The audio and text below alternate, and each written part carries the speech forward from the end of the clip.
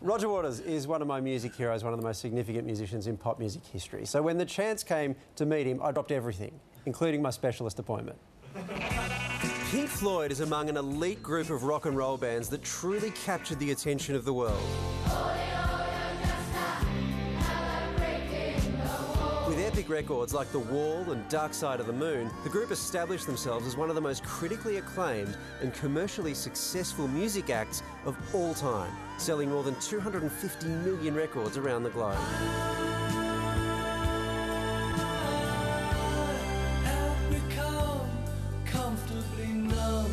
Welcome to the show. Thank you. First things first, do you need a support act for the rest of your tour by any chance? Go most of those questions then. There are very few acts that leave as big a mark on the history of popular music. But little old you at the centre of that. Do you grasp that? Like, do you have a sense of the space that your work's occupied? I think it's beginning to sink in a little bit. After how many years? Yeah. Listen, I had no idea I could write. It wasn't until Sid, who was a poet and was a natural, and when he went crazy, you know, somebody has to start writing. Because if you don't have a writer in the band, you might as well go home or get a proper job. How I wish you were here. The band has a famous history of bust-ups, and of course there's that bust-up between you and Rick Wright, who's recently passed away. How do you reflect on him now that I suppose it's all over and you just have that history together? We spent quite a lot of time together, sort of working, but we were never really together. We were on kind of parallel tracks for a while, fellow travellers with goals in common. Has his death changed that though?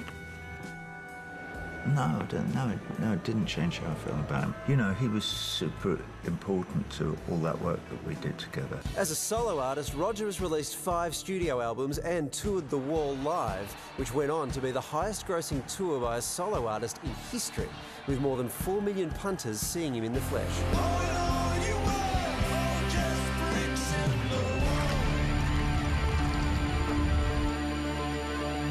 I've not yet had the pleasure of seeing the concert. I've heard, though, it's unbelievable, which is kind of a piece with what you started doing with Pink Floyd. Do you think deep down you care more about theatre than you do about rock and roll? Probably, yeah. Yeah, I think that's exactly right. Did you build a table on stage in the middle of a concert? Yeah, and it was called Alan's Psychedelic Breakfast. And there was part of the thing was work, so, okay, let's just, all right, I'll build a table. And we built a table and then made tea and we turned the radio on, put a mic in front of it and sat around drinking tea for a bit with its audience all going, what are they doing? With a long history of activism, Roger's come under scrutiny in recent years for his position on Israel, refusing to tour there and being critical of those who do. You had public arguments with Radiohead and with Nick Cave about this. Well, I didn't actually have a public argument with Tom York. Because you wouldn't speak to me. Sure, okay. While he might not have spoken to Roger, the Radiohead frontman hasn't been shy about sharing his feelings in the press, saying the public appeals have been patronising and that it's distressing critics would rather throw shit in public than appeal personally. The Palestinians who are fighting for basic human and civil rights will sit down with Tom York if he would sit down and talk to them. And they would explain how his presence in Tel Aviv is willy-nilly used as a whitewash for the policies of the very, very right-wing Israeli government that is in power at the moment. It just is. What he does or says has nothing to do with it. So why the specific focus for you on the creative boycott of Israel? You're prepared to play in all manner of countries that have terrible human rights records. Yeah, like the United States, for instance. Indeed. The people of Palestine in 2005 reached out to global civil society and said, please help us. We are living here with no rights.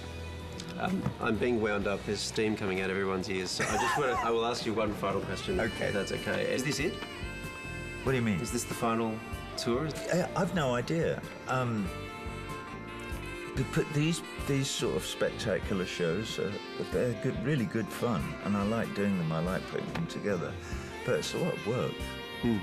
Well, there are a lot of people who like watching them. Well, good. So thank you very much for speaking to us, and all the best with the rest of the tour. Thank you very much. I'm still available if you... I love watching you in that, and the sparkle in your eyes. You're like a child. That's the first time you've ever met him, and they say don't ever meet your hero. Yeah. Meeting him, did you walk away going, he's better than what I expected? He was a lot friendlier than I was expecting, actually, because he's got a reputation for being quite prickly, and it's probably the most nervous I would ever have been thinking about doing an interview, because I couldn't think of a question I would ask him that wouldn't make him just hate me. But he's such an immense figure, and so I think part of the issue is you're trying to think of what to say to him that's worthy of someone who's that big a deal, but also of interest to people, especially younger people who may not know just how significant he is. So, but yeah, definitely an honour. You don't strike me as a selfie kind of guy, but did you get one with him? No, he did in passing mention how much he hates selfie culture, which doesn't surprise me.